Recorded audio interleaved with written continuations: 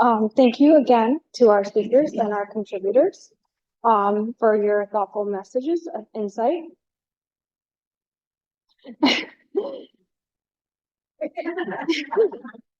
And for everyone for making this an evening such a success.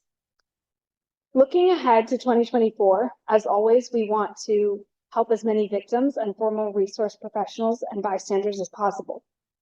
To do so effectively, we need to help our community understand that we as victims are not a monolith. Stalking experiences, victims, and stalkers are not all the same. We cannot be collapsed down into one group, referred to as one thing, and stalking therefore treated the same. As some of you are aware, I too am watching another bolder approach, pre-stalking events was on my horizon. As we all counted down the New Year's clock, I am now counting down the 2-week stalking threshold again. Unfortunately, there is no agreed upon stalking definition. It is, however, important to understand that stalking is not a pattern of behavior. It is a biopsychosocial construct based on a functional course of conduct that has implications for the legal and psychosocial realms. There is a need to identify and understand typology and motivation. For instance, is the stalker intimacy seeking as opposed to an incompetent suitor, or are they rejected? Some stalkers are resentful, which is different than predatory. Both stalking typologies I have managed would be professional in nature. Unfortunately, unlike my previous stalker, this person has a number of proxy stalkers, having already accrued a number of secondary victims, which I have immense grief over. Differentiating stalkers' profiles, helps victims, formal resource professionals, and bystanders better understand what their risks are, as well as their threat level, not only of violence, but of persistence and recurrence, behaviors of which many victims and their other interested parties are often unaware. Sorry. While my previously identified stalker was an intimacy-seeking stalker, the most recent stalking events have a resentful motivation, impacting safety planning. The potential longevity of stalking can persist for decades, though the average stalking case is only 2 years. Shouldn't say only. Persistence is more common among intimacy-seeking stalking. Resentful cases, on the other hand, have been shown to recur frequently, either pertaining to serial primary victims or multiple discrete episodes following 6-month remittance periods with the primary victim. Therefore, holistic safety approach measures must be implemented rather than stopgaps or quick fixes. Protective measures must be maintained and systematically supported. This is why we advocate for legislative improvements.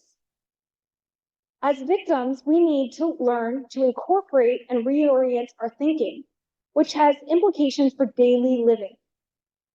Victims need to learn the laws that protect them and the services offered, along with the applicable terminology.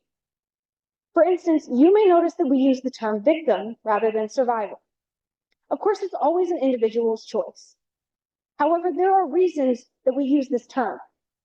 Maryland has victims' rights that are specific to our state, including when a crime affects one's emotional well-being.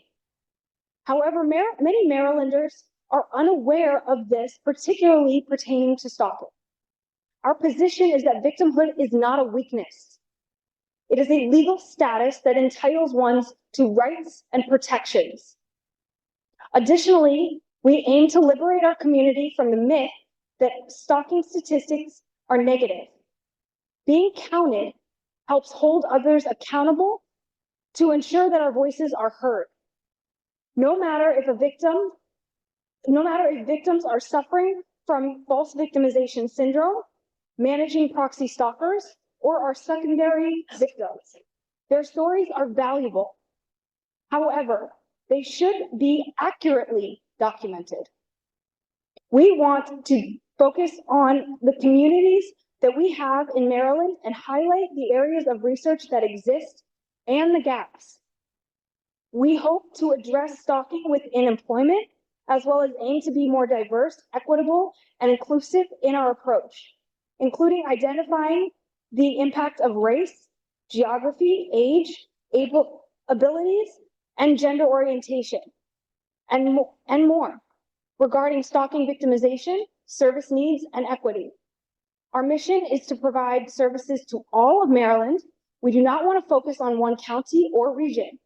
We aim to highlight Maryland's strengths and barriers and build stronger communities for community support for victims.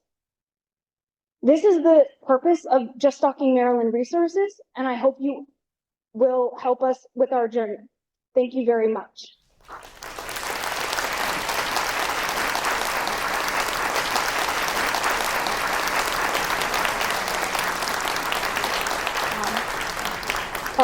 I guess the champagne's ready. So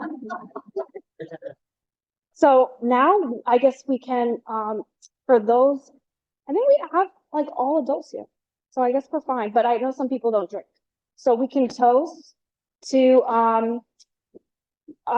everyone can have a glass and we can toast to new beginnings, new initiatives, and new ways to support Marylanders. When you have a glass. I guess you can't toast.